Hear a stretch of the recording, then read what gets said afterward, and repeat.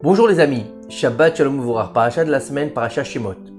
Je voudrais dédier ces quelques paroles de Torah pour la guérison de tous les malades d'Israël, ainsi que pour la libération des otages et la protection de toutes les forces de sécurité. Amen, Kineraton.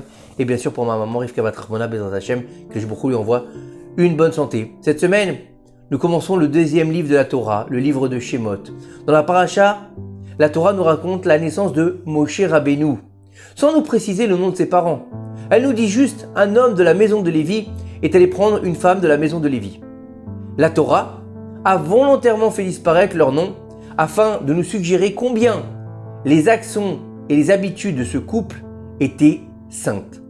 Amram et Yocheved, parents de Moshe, étaient d'une telle humilité que personne ne savait rien de leur vie privée, alors qu'Amram c'était quand même le chef de la génération. Puisque leurs actions étaient cachées, ils ont mérité que la bénédiction d'Hachem repose sur eux en mettant au monde bien sûr le libérateur Moshe Rabbeinu.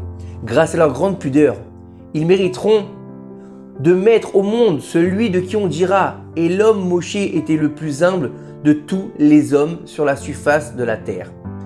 C'est-à-dire que le fait de s'être comporté avec pudeur, ils transmettront ça à leurs enfants.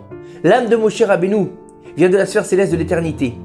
Tout ce qu'il fera dans la pudeur en secret restera gravé à jamais pour l'éternité. De là, chacun de nous doit apprendre combien il est digne et méritant de se cacher et de dissimuler ses bonnes actions, car c'est seulement quand on agit ainsi que la bénédiction d'Hachem repose sur nous. Oui, c'est pas la peine de faire du bruit et de montrer j'ai fait, regardez-moi. Non, c'est pas la peine.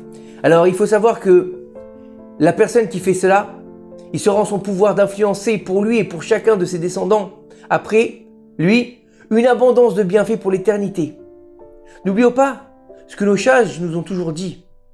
La bénédiction ne repose que sur une chose qui est cachée de l'œil. Elle est cachée de l'Aïn Hara.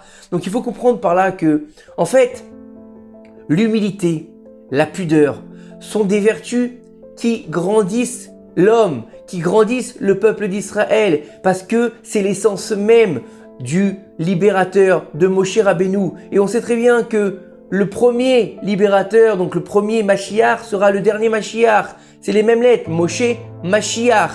D'accord? Donc il faut comprendre que en faisant preuve d'humilité, en faisant preuve de pudeur pour les hommes, pour les femmes, en comprenant notre place, chacun à notre niveau, on pourra faire venir la Géoula, on pourra faire venir le Mashiach. Il est temps de lever nos yeux au ciel. On rentre dans le livre de Shemot, le livre de la Galoute et le livre de la Géoula. Il est temps de faire exactement comme les Bnei Israël ont fait, de crier vers Akadosh Baruch Hu pour lui faire entendre notre voix et pour lui dire ça y est, ça suffit d'être en Galoute, fais-nous revenir à la maison Bekarov Mamash. Même si on est en Israël, on est encore en Galoute. Donc Be'ezrat Hashem, que ces quelques paroles nous aident à faire venir le Mashiach. Bimera Bemnou. Amen. Keni Ratzon. À très bientôt.